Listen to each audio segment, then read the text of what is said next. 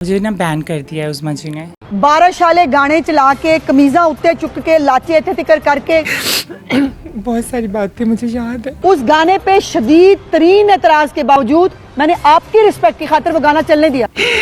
काश मैं वो लम्हा बदल पाती।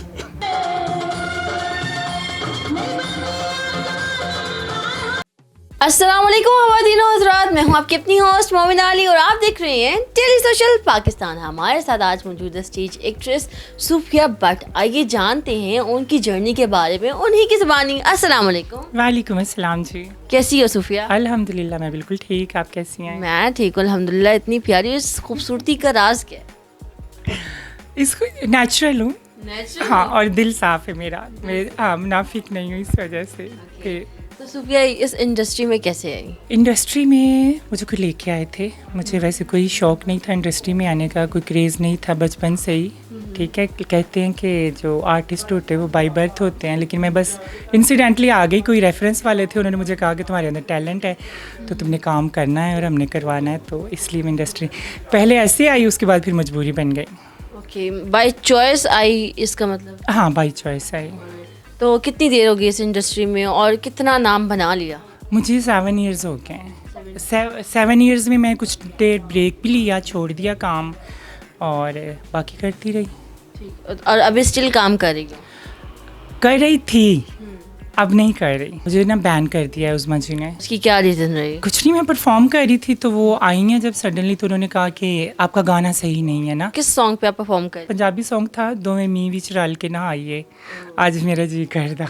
अच्छा, फिर तो काफ़ी बैन करना मुनासिब था, क्योंकि उनका एक बयान सामने आया। उन्होंने कहा कि ये कोई तरीका नहीं है कि आप लोगों ने लाचे पहने हुए हैं और वो लाचे ऊपर हैं और ऊपर बारिश हो रही है, ये हमारी रवायात के ख़िलाफ़ है। क्या आपको नहीं लगता कि थोड़ा बेहतर हो सकता है स्टेज का काम भी? जी बिल्कुल हो सकता है, लेकिन मैंने कभी भी वल्गर नहीं किया। कभी भी मुझे ना कभी वार्निंग लेटर मिला है, ना कभी मुझे किसी ने कहा कि मैं वल्गर करती हूँ, ऐसा ना मैंने कभी लाचे उठाए हैं। बहुत सारी एक्ट्रेसेस की तरह, क्योंकि उनकी वीडियोस मौजूद हैं यूट्यूब पे, लोग देखते हैं, और मेरी कोई भी वीडियो ऐसी नहीं है जिसमें लोग मुझे कहें कि आपने वल्गर किया है। बाकी सॉन्ग पंजाबी जिन्होंने लिखे होते हैं और जो चल रहे हैं, हम भी वही काम करती हैं। ये बताएं सूफिया, ये तो अब अनबैन हुई ना, तो इससे पहले की ज़िंदगी कैसी थी? क्या इस शोबे में बहुत ज़्यादा हरेसमेंट है? बहुत ज़्यादा है। मैं जब गई थी फील्ड में तो 1 महीने के अंदर मुझे 3 लोगों ने हरास किया था। ठीक है, थ्रेड कॉल्स भी आती थी मैसेंजर्स पे, फेसबुक पे। वैसे भी नंबर लेना, आपको पता, कोई मुश्किल काम नहीं किसी आर्टिस्ट का। तो हमेशा मैं मना करती थी कि मुझे इस चीज़ का भी इतना आइडिया नहीं था, लेकिन मेरी सीनियर्स मुझे कहती थी कि आपको बात माननी ही पड़ेगी अगर आप आगे जाओगी। अदरवाइज़ आप जिस फील्ड में आई हैं ना, इसमें अगर आप ये कहोगी कि मैं काम करूँ, काम से घर, तो आपको यहाँ से कुछ नहीं मिलेगा और आप कुछ नहीं करोगी, आपके कपड़ों और मेकअप का ख़र्चा भी पूरा नहीं होगा। तो मुझे बहुत सारे लोगों ने हरास किया और करते भी रहे हैं। थ्रेड कॉल्स तो खैर अभी भी आती हैं बहुत ज़्यादा, और हरास भी करते हैं लोग। सम टाइम डर भी लगता है, और डर के कभी कभी ऐसा भी होता है कि कुछ दिन छुपे रहती हूँ, डरती हूँ, बाहर जाते वक्त भी डरती हूँ कुछ ऐसा ना हो जाए। लेकिन ये है कि गवर्नमेंट या कभी कोई भी और भी इदारा, मीडिया, कभी भी इस चीज़ को इतना ज़्यादा हाईलाइट नहीं करता, ठीक है, कि एक एक्ट्रेस को या एक आर्टिस्ट को कोई प्रोटेक्शन मिल सके। तो ये हरेसमेंट और थ्रेट कॉल्स, इसकी आने की क्या वजह समझती हैं कि आपको इसके आने की क्या वजह रही है? इसके आने की यही वजह है कि जो बासर और सूख वाले लोग होते हैं वो कहते हैं हमसे मिलो, हमने आपसे मिलना है। ठीक है, जब आप लोग मना करती हो, ठीक है, या आप कभी सम टाइम ऐसा होता है कि आप किसी को प्यार से डील करती हैं कि बहाने से कि चले जी ये इसी तरह, तो फिर आपको वो बाद में हरास करना शुरू कर दे कि अगर आप नहीं मिली हम आपको उठा लेंगे, ऐसे कर लेंगे, वैसे कर लें, ऐसे होता है। और मैनी टाइम ऐसे होता है, जाती दफ़ा कई दफ़ा धमकियाँ लगाते हैं, गाड़ी रोक के, ऐसा भी करते हैं। अगर इससे बेहतर शोबे की कोई ऑफर करवाए, इससे अच्छे पैसे मिलते हों, क्या इसको छोड़ने का दम रखती हो? हाँ बिल्कुल छोड़ दूंगी मैं। बाइज़्ज़त तरीके वाली ऐसी कोई जॉब हो और इससे ज़्यादा पैसे मिलें कि जिससे मेरे घर की रिस्पॉन्सिबिलिटीज़ मैं पूरी कर सकूँ, तो मैं छोड़ दूंगी। सूफिया भट्ट की शादी हो गई है या आप भी इन प्रोसेस? नहीं, भी इंतज़ार है। इंतजार है। कभी मोहब्बत हुई? हर किसी को होती है। ऐसे लग रहा है हंसी में बहुत गहरा दिल टूटा, हाँ, है ना? ऐसा होता है। किसी ने बहुत गहरे जख्म दिए। हाँ, ये सच है। क्या वजह रही, शादी क्यों नहीं की उससे, या आगे क्यों नहीं मामला चला? वजह यही है, लोग खुद ही अप्रोच करते हैं, खुद ही बहुत ज़्यादा एफर्ट करते हैं, ठीक है। शायद उन्हें उस टाइम ये लगता है कि एक खूबसूरत मुजस्मा, एक खूबसूरत पीस आपके हाथ आ गया, या आपको एक चीज़ होती है ना इसको आप दूर तक देख सकते हो, टच नहीं कर सकते हो। उसके बाद उनको यही लगता है, बार बार इस चीज़ के लिए टॉन्ट करते हैं कि आप तो शोबिज़ की हो, आपके तो बड़े मतलब चाहने वाले होंगे, आप ये चीज़ फील्ड नहीं छोड़ सकती। हालांकि मैंने ये स्टेप लिया है, मैंने कुछ माह के लिए फील्ड छोड़ी थी उस इंसान के लिए। लेकिन फिर भी अगर आप शादी करके भी चले जाते हो ना, फिर भी फील्ड को बाय बाय कह देते हो, खुदा हाफिज़ कह देते हो, फिर भी कुछ टाइम बाद लोग आपको यही कहते हैं, यही चीज़ का ताना देते हैं कि आपके अभी भी ताल्लुकात होंगे, आप उस फील्ड की थी, आप सही नहीं हो सकती हो, ब्ला ब्ला। और ये चीज़ें सुन सुन के ना इंसान मेंटली टॉर्चर होना शुरू हो जाता है, मतलब डिप्रेशन होना शुरू हो जाता है औरत को, कि मैं एक काम छोड़ दिया उसके बाद भी मुझे इस चीज़ के ताने मिल रहे हैं। अगर कोई सोफिया भट्ट को अप्रोच करे और उसका एक दावा हो कि वो आपको इज्जत के साथ रख सकता है और ये फील्ड छोड़ने के लिए कह दे, और दोबारा ये ताना भी ना दे कि तुमने ये फील्ड ज्वाइन की थी, सोफिया भट्ट उसके लिए ये फील्ड छोड़ देगी?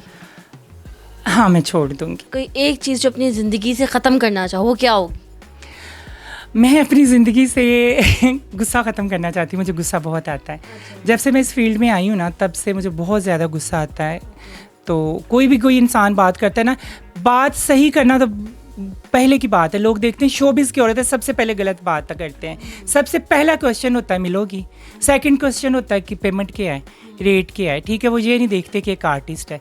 तो मैं बात से कितना दिल दुखा है, पेमेंट, रेट, नाइट, ड्रिंक, कितना दिल दुखता है? मेरा मोमिना इतना ज़्यादा दिल दुखता है ना कि मेरा दिल करता है कि वो इंसान मेरे सामने हो ना, और कुछ नहीं, कम से कम मैं ना उसका इतनी कि उसको सजा दूँ ना, दोबारा किसी औरत को वो ये वर्ड यूज़ ना करे। ज़िंदगी में ऐसा कौन सा लम्हा था जो लगा कि यार ये नहीं होना चाहिए था, या मैं किसी तरह भी इसको इस चीज़ को बदल सकती हूँ, तो वो कौन सा लम्हा था?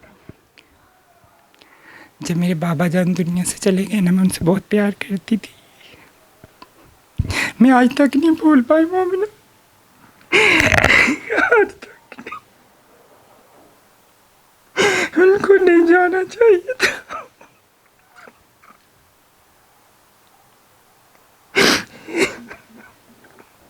सोफिया, काश मैं वो लम्हा बदल पाती। कोई एक ऐसी याद जो बाबा की याद रह गई हो, एक ऐसी बात जो अभी भी याद है? बहुत सारी बातें मुझे याद है। जब भी बीमार होते थे वो मुझे बुलाते थे, उसी वक्त फ़ोन कर दिया, कहते थे तुम आ जाओ ना, तुम आ जाओगी मैं ठीक हो जाऊँगा, तुम आ जाओगी मैं ठीक हो जाऊँगा। जाते जाते हमारे देखने और सुनने वालों को कोई एक मैसेज देना चाहूँ? हाँ, मैं बिल्कुल ये मैसेज देना चाहूँगी कि ज़िंदगी का कुछ पता नहीं है, ठीक है ना। मुनाफ़िकत छोड़ दें आप लोग ना। किसी के दिल में आपकी इतनी सी बात किसी इंसान की ज़िंदगी ले भी सकती है, ठीक है, दिल आज़ारी हो सकती है। और दिल टूटे के अल्लाह पाक ने भी फरमाया कोई माफ़ी नहीं है। हम लोग जो कहते हैं ना कि पेट हमारे साथ पेट सबके साथ लगा हुआ है, ठीक है। तो आज मर गए कल दूसरा दिन जिसको कहते हैं। तो मेरे ख्याल में ये मुनाफ़िकत हम लोगों को छोड़ देनी चाहिए। दिलों में ये जो बुग़्ज़ है, कम से कम हम लोग अगर इतना कर लें ना कि अगर हम लोग किसी की चुगली ना करें, किसी की जड़ ना काटें, हम लोग मुनाफ़िकत छोड़ देना, तो बहुत सारी चीज़ें सही हो जाती। हर चीज़ की माफ़ी है, लेकिन दिल तोड़ने की माफ़ी नहीं है। कभी कभी छोटी सी चीज़ से ना इंसान अपनी ज़िंदगी हार बैठता है। लोगों को नहीं पता कि कोई इंसान डिप्रेशन का शिकार हो जाता है, रातों को जागते हैं। जैसे मैंने एक अज़ियतनाक ज़िंदगी गुजारी, एक टाइम पीरियड गुजारा है, तो मैं नहीं चाहती कोई और वो भी किसी इंसान की वजह से। तो मैं हर उस मर्द से, उस औरत से कहना चाहूँगी कभी भी कोई ऐसी हरकत ना करें कि किसी की वल्ला ज़िंदगी ख़राब हो जाए और आपको पता भी ना चले। जी, तो हमारे साथ मौजूद थी सोफिया भट्ट, जिनका कहना ये था कि हर स्टेज आर्टिस्ट जो है वो पैसों के पीछे नहीं होती। हर स्टेज आर्टिस्ट जो है वो नाइट्स नहीं करवाती। हम भी इज़्ज़त की ज़िंदगी गुजारना चाहते हैं। इसी के साथ अपनी होस्ट मोमिना अली को दीजिए इजाज़त। फिर मिलेंगे नेक्स्ट वीडियो के साथ। अल्लाह निगहबान। नाज़रीन गिरामी, कबल आपसे एक गुजारिश है कि हमारे चैनल को सब्सक्राइब कर लें।